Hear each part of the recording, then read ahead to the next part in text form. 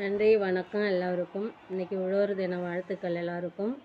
இன்றைக்கி நம்ம உழைக்கிறவங்களுக்கு இன்றைக்கி ஒரு லீவு அப்படின்போது எல்லோரும் சந்தோஷமாக லீவ் எடுத்துகிட்டு நிறைய இடத்துக்கு போங்க வாங்க, எல்லாம் பீச்சு பார்க்குன்னு போயிட்டு சந்தோஷமாக மக்களோட, குழந்தைங்களோட, மனைவியோட, அப்பா அம்மாவோட எல்லோரும் போயிட்டு சந்தோஷமாக இருங்க.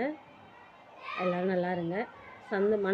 மனசு நிம்மதியாக வச்சுக்கோங்க. இன்றைக்கி நம்ம உழவர் தினத்துக்கு இன்றைக்கி தான் நமக்கு ஒரு லீவு. எல்லோரும் உழைக்கிறவங்க தான், விவசாயிங்க தான். நானும் விவசாயி தான்.